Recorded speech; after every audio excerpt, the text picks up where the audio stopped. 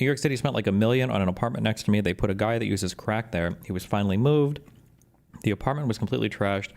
It's just not possible to pay probably $20K in damages a year. It's not so much, I'm not saying they shouldn't have homes. I'm just saying that like, if you want to solve issues with people with drug addiction or mental health, it has to be like a top-down approach to their lives. And it's a whole project. And anybody that's had somebody with a severe drug addiction or mental illness in their life knows this. You can't just give them money or give them a place to live and everything's going to fix itself. They won't even be on the track to fixing themselves. It's a whole ass project. The real difficult problem, the real issue, and you know what? If somebody wants to do something in a city, I would be in favor of just the experiment, is making it easier to remove the rights from people that have severe mental illness issues. Because honestly, one of the saddest and biggest issues, this is a thing that you either get or you've never experienced anybody in your life like this before, and so it sounds crazy.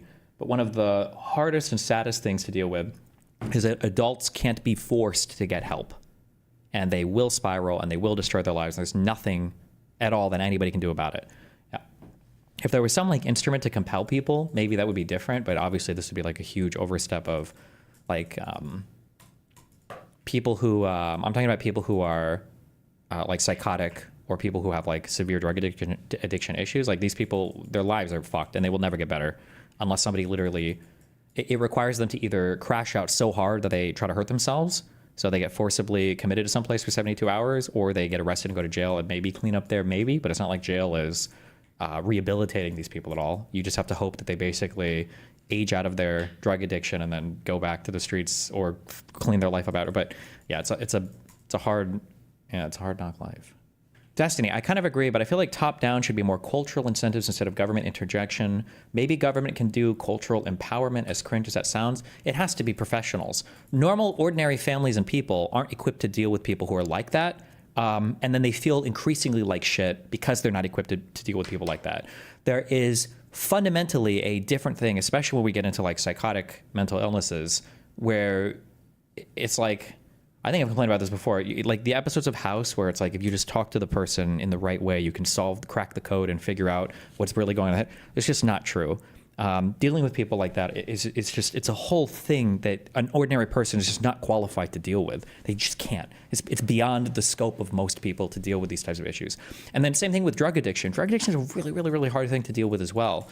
And oftentimes the families will end up being, I say oftentimes, I don't have the date on that, it's just anecdotally, families will be enablers until basically like the last possible minute where the person either dies because they OD, they get into some other trouble, or their lives are basically completely and utterly destroyed and the family has to cut them off because they've started to steal from them or something.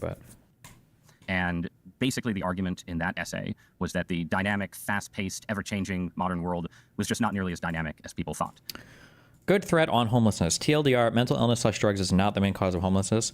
I agree, it is not the main cause of homelessness. I think mental illness is overrepresented in homeless people by like it's 2 or 3 or 4x higher than society. I've seen different numbers on it. However, this is the one thing that I would say you have to be very, very, very careful of. I won't go dig through this guy's shit right now because I don't even care that much. Somebody else can if they want to.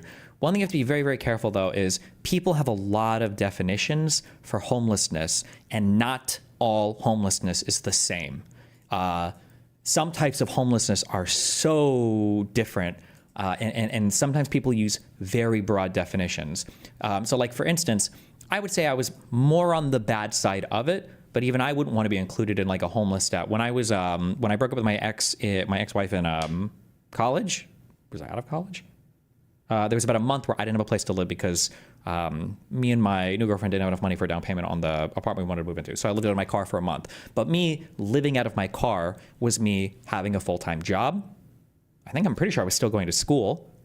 I could go crash at Kyle's dorm if I needed to shower, or I could use a truck stop. I just slept in my car. So like I was homeless, but like that homeless experience is way different than like I'm on the street, I'm 45 years old, I have no future, I have no job, right? the worst thing that I see, the most annoying thing I've seen, I feel, when I've looked up homelessness stuff in the past is people will consider you homeless if you don't have a stable place to live, but if you consistently have like a family member's home to stay at. So for instance, if you're somebody who doesn't have their own house, but you're able to stay with like an uncle, or you're able to stay with a cousin for an extended period of time, sometimes those people get counted in homelessness stats. And I feel like that's like, it's not a good thing, and we can talk about it, but it is meaningfully different. It is meaningfully different than the people who are setting people on fire in subways in New York City. These are meaningfully different types of people. And to group them all the same and talk about them like it's all the same is wild to me. That's a wild, wild, wild way to talk about it, I think. Destiny, the worry, I guess, is that taking their autonomy away makes them super unlikely to seek help again in the future. I mean, I guess, but I mean, are they going to seek help anyway? I don't know. Who knows? Stop looking at this Dean Withers crash out. He's not crashing at us. Obviously a meme. You're fucking retarded. Oh, never mind. You're a schizo.